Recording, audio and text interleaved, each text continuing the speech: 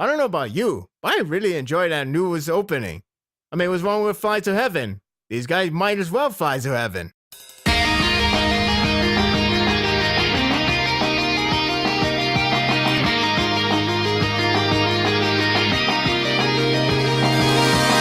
Survey Corps may have their own problems at Paradise Island, but that won't stop a war coming for them. Ever since they returned home, nothing has been sunshine and rainbow, only depression and misery. Eren appeared to no longer care about his friends. Historia is pregnant for some reason unknown. Everyone else is falling apart. Is there a solution to this mess? This chapter presented answers to many questions with a couple of interesting setup for certain characters and a sign of a new grand chaotic battle. There's nothing more disgusting than a dinner with nothing but disgusting people. The only exception is Niall, Erwin's old friend.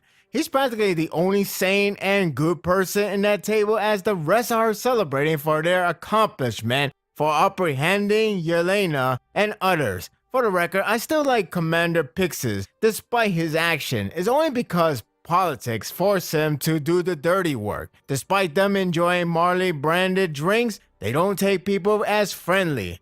That's racist. The reason to backstab Zeke and others is because they don't trust the fact he can use mind control or alter their memories. On one hand, it would have been seen reasonable, knowing Zeke still has a bad reputation with Paradise Island. On the other hand, Zeke's group and Survey Corps built a trust for a while, so why start now? Even now doesn't think like them, showing how selfless he is in compare.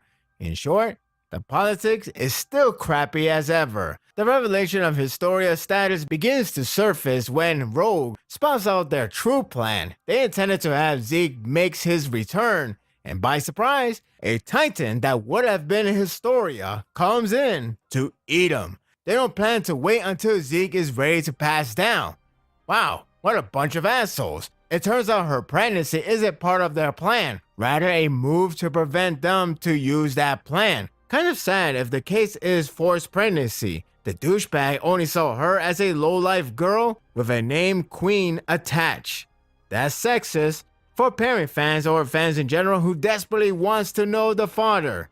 The answer is here. It's some guy from the past who bullied Historia by throwing rock at her, maybe asking for attention. Around the present time, he worked at her orphanage to redeem himself. From there on, they got together.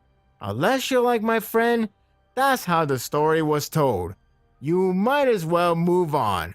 Unless NTR is really poisonous to you. The real problem for the douchebags isn't a love story, but the timing of her pregnancy. She cannot be turned into a Titan without any damage effect while carrying a child. To them, it's fine for her to carry one, but the timing is too coincidence. Basically, they have an idea that someone hidden told Historia that she's about to be used for their plan. So to prevent that, she and the guy did their thing. Now, she's pregnant. Perhaps that's why she doesn't look so happy, for she is treated like a tool, leaving her no room to make her own decision. It also explains why the guy doesn't sound cruel or anything. He cares about her. The him person is said to be Yelena because, according to their logic, Marlene plus Zeke's right-hand person equal the mastermind. They have no proof, but they believe so since it stopped Zeke's demise. It's not confirmed who the culprit is, so we got something to think over. Although Historia is pregnant, Rogue is like, the hell with it. Let's make her into a Titan already. Niall, the reasonable man, warns him that the side effect can be dire to the child or even her. Good to see him again. Rogue practically ends the argument by stating nation over people. Why I'm not surprised. Basically, Historia's pregnancy is planned to prevent the backstab plan, not that the politics force her to do so. Even so, she's still forced to be pregnant under different circumstances. That's just sad. The dinner table scene pretty much clarified that those guys are still a bunch of craps. They have the courtesy to obtain some Marlians to be their butler, more like slaves than anything. Even poor Niccolo is dragged into this mess, still broken over Sasha. It would be fantastic if the drink is poison. though that would mean Zeke did hide something. I don't mind though. The scene with the survey corpse in the room is discomforting and concerning. The first page set the tone of unsettling feeling about the whole fiasco. It's clear the effect of Sasha's death is still looming around them. Now that they know what happened to the Elena and others, it's like everything keeps falling apart for them. The first flashback was a sign of hope and carefree. Now, it's just growing dreary. It gets worse when John raised a concern with Eren and his possible backstabbing plan. He starts to question if Eren is working with Zeke behind their back, especially since Zeke did say his plan at Marley provided great results. Supposedly they did talk before, yet no one knows the content. After the last chapter, it's hard to understand Eren's attention or attitude. What's startling is Connie. It's clear that Sasha's death affected him greatly.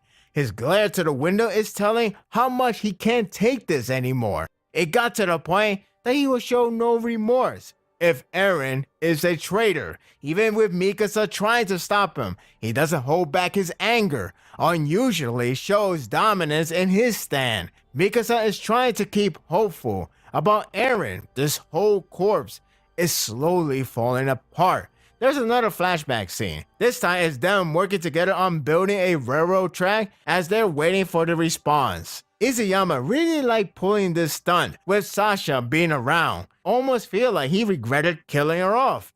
Seriously, it's a nice scene with them working together like a family. It's amusing to see how everyone acted their ways, including Sasha hogging all the water and Mikasa carrying woods with ease. They waited to see if Hirozu can start an international relation with the rest of the world using the connection to Paradise Island as well as the human rights. Haji and Levi return to deliver the news.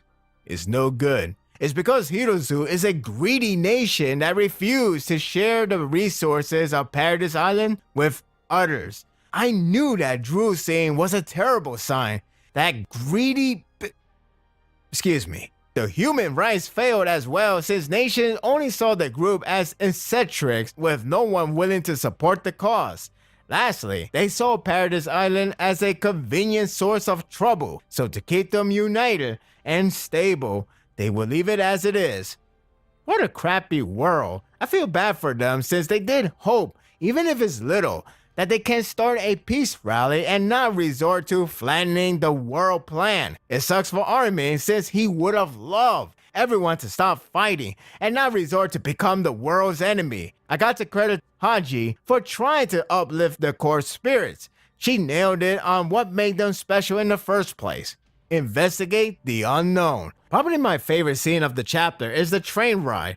It's not plot heavy, but it's filled with charming and lighthearted moments from the characters. It's amusing that while heading towards to their mission, they speak about what they should try and take from the outside the walls resources. They're hanging out like the good old times. It's a shame that Zeke's time is basically their time limit since he's the source of the plan. Their pressure to take it or doom themselves comes down to the next question. Who will inherit the Titan after Eren? This is the best part in my opinion. Mikasa wanted to take it, but John told her many drawbacks that prevent her to become it, including being an Ackerman. Imagine her as a Titan though. She would be godly. John insisted for he felt that he would handle it with care, obviously taking a shot at Eren's reckless behavior. Connie disagreed for they don't want an awesome commander to be on a death clock. How nice. He insisted to take it, but Sasha disagreed because he is stupid. Why she had to die again? She wanted to, but Connie snapped back by calling her out on her contradiction.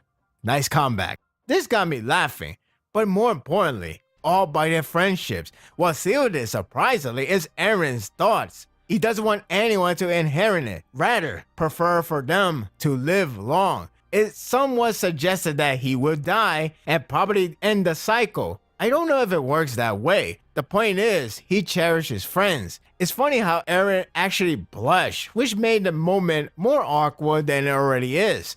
Armin said it's because of the color from the setting sun that made everyone seems blushing, which it did. I believe Eren did genuinely blush, but if not, his words still hold great value. It begs the question, why is he acting so different now? Mikasa is standing by Eren's side and claims that he's still with them and have no intention to discard his friends like fodders. John, on the other hand, pressed on the doubtfulness on Eren's trust, and the disaster could have been avoided, let alone Sasha's death. It's a bit of a stretch to say Eren believed in everyone to fulfill the mission. That's such a reckless and risky move altogether. That said, I can oddly believe in Mikasa's words because Eren has shown great concerns of his friends. Then the bomb dropped by none other than Connie. Mikasa and Army didn't see Eren's reaction to Sasha's death, but we, the fans, did. Last time we saw him, he looked guilty and upset. However, Connie said he laughed, and John backs this up. I don't know if the panel shot of Eren's reaction is considered laughing, but if it's true, I don't know what to say. It must have happened after that said panel. That said, it's strange considering we just saw him reacting like a caring man losing a friend. What is going on here? Army, the peacemaker of the group, calms the atmosphere and reassures everyone that Eren can negate Zeke's ability. If that wasn't the case, this series would end dark. However, if Zeke roams around with army of titans attacking everyone, then Eren isn't negating the effect. Thus, he's with him. That is a logical explanation. Always count on Armin to bring balance. What I didn't expect is his solution to the problem. Armin usually handled the problem in the most peaceful manner possible, especially with Eren involved. After that trip, he won't hold back. It is fine to go and ask Eren about his agenda, and that would be the end of it. But Armin takes one step further. If he's with Zeke, Armin suggests one to take the titanization formula and eat Eren. Wow, what the hell? I get that it's a logical approach for a safety measure, but this is his best friend we're talking about. Even Mikasa is caught by surprise that he would suggest something like that. After going through the flashback, the irony couldn't be any crazier. I don't think it will come down to it, but I am seriously curious on Eren's position. This can be the final nail to the coffin, no pun intended, the point of no return. Hopefully the issue will be solved in the next chapter. The chapter shifts the scene to where Falco and Gabi are located at, taking a small break. I know the fans despise Gabi tremendously, but I do like how Isayama is handling the case of a lost, brainwashed child with a small sign of intellect. She is similar to Eren from the first chapter, but instead of striving to survive to kill all enemies, she is a lost cause. Falco, on the other hand, is more free to make choices of his own. When Gabi tells him to do whatever he pleases, he takes out her armband of Marley. It come across like a smartass remark, but he is trying to help her. She reacts badly, like an obsessed person who don't want the collection to be touched. I can't fault her so much because it's pretty abundant that she is like Reina back in the day. The word she's spouting is what a trained, brainwashed warrior would say, willing to die by the name of the country. It's a bit sad, to be honest. I also can't fault her, since she does prefer Falco to live and not go in her way to death. You got to respect her to be thoughtful, at least, rather than, I hate everybody, I want everyone to die. A girl appears in the forest asking them what they are up to. I heard the girl is the same one that Sasha rescued a long time ago in Season 2, Episode 2. I don't know if it is her, but if so, well, the detail is nice, yet eerie. Another example of brainwashed Gabi is when she was preparing to kill her with a rock. It's only a harmless girl, yet she's willing to kill her. Thankfully, the suspense ends with no one getting hurt. Only now Gabi and Falco are invited to her place. I wonder if it's where Historia is at right now. This should be interesting. The chapter closes with the aftermath of Marley, reminding how bad the damage was. Pretty grim to see a child with missing limbs. Surprisingly, Magheth found out that Zeke has faked his death and allied with their enemy. He should have died first to avoid this smart observation. Actually, the credit can go to Pieck as well. She theorized that Zeke has planned this for 4 years, which is true, and used collaborators from inside the Marleyan army, which is also true. Damn, she's good. It also helps that the 3D maneuver gear was upgraded with their own technology.